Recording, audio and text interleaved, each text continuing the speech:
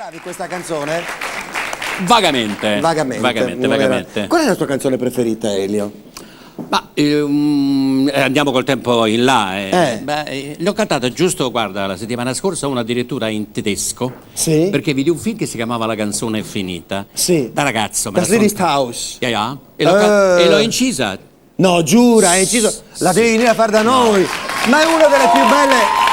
È una delle più belle canzoni tedesche.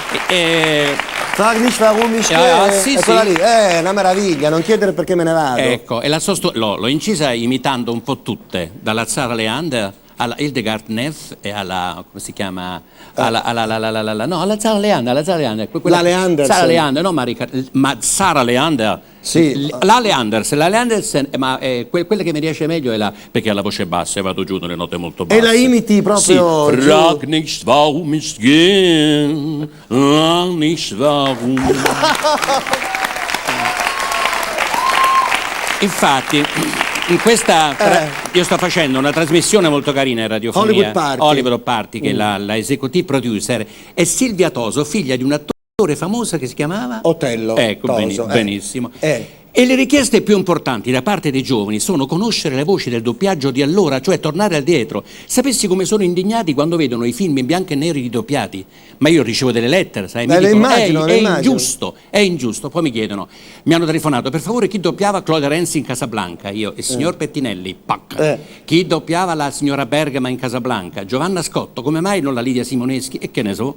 Perché certo. Perché in effetti noi che siamo, diciamolo, perché dobbiamo essere orgogliosi di questo, noi che abbiamo veramente il doppiaggio più bello del mondo, siamo i primi nel doppiaggio nel mondo, è giusto che ci teniamo questo nostro ma la cosa del valore di riva ai giovani, non so, ma no, non è possibile, ma perché questi film sono stati cancellati? Dico, forse deve essere una questione di diritto, io credo. È possibile, no, a volte succede questo, che si perdono le colonne. Voi dovete sapere che i film in genere vengono, diciamo, i negativi, no, dei film, perché i positivi qua, a furia di farli andare, si rovinano, quindi di tanto in tanto si perdono, vengono tagliati, eccetera, e si ricorre sempre al negativo. Magari viene tenuto il negativo del film, ma si perde invece o si rompe la colonna. Allora si è obbligati a rifarli. Adesso, caro Paolo, io contesto, perché generalmente ogni tanto ci mandano in onda i film doppiati dagli attori statunitensi di origine italiana. Quando succedeva durante la guerra. Tipo Le fanciulle delle follie. In un film doppiata da un'americana, la Garbo diceva nel film Non tradirmi con me, io non lo amo, lo divorzio. Capisci? Lo divorzio. Con queste intonazioni astruse. Lana Turner nelle fanciulle delle follie, da strangolarla. Cioè diceva cosa? Io devo andare a lavorare perché è tardi. Come Staglio Olio. Sì, come Staglio Olio. Io l'ho fatto Staglio qualche volta. L'hai doppiato qualche volta? Sì, ma non ho più i falsetti perché lo sai, mi sono un po' rinvigorito col tempo. E faccio, Olio, andavo molto su di te, se lo faccio in un film o due, I diavoli volanti. L'abbiamo... Sei stupendo!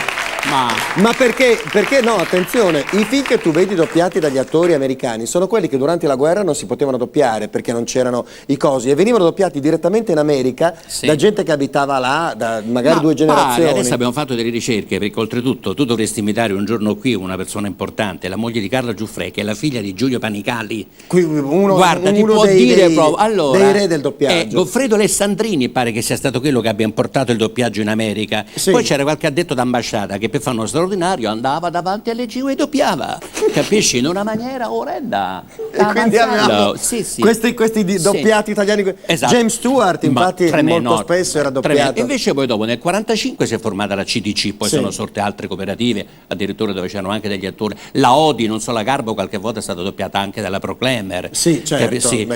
Sai, c'erano le, come si dice, no, adesso ci siete voi, ci siamo pure noi, allora sorgevano dualismi, ma la CDC resta quella. Elio, senti una cosa, è vero, Elio, volevo dirti una cosa, però, appunto parlando sempre di questi doppiaggi mitici che sono rimasti, è vero che tu hai doppiato in un film perché lei non si poteva doppiare Rina Morelli? È successo questo, la signora Morelli non si trovava, dice che sta a Parigi in vacanza, mentre invece stava a Castelnuovo de Porto, che è vicino a Roma, non si sa per quale motivo. Ho capito. Di Porto, non si trovava. Il film doveva uscire, Gli Zitelloni di Giorgio Bianco. Io vado a Cinecittà, a Leggio e mi trovo De Sica al fianco. Dice, ma cosa devo fare io? Dice, qui il film deve uscire, devi doppiare la signora Morelli. E io quando mi sono messo vicino a De Sica, cosa dirà questo signore adesso? Si è divertito come un pazzo. Ah sì, eh? Perché lui con la voce, sai, ma allora che cosa facciamo questa sera? E E io tu? devo dire, io con lei non esco, sono una ragazza molto, molto riservata, mi faccia la cortesia, non insista, perché non ho nessuna voglia di uscire con lei.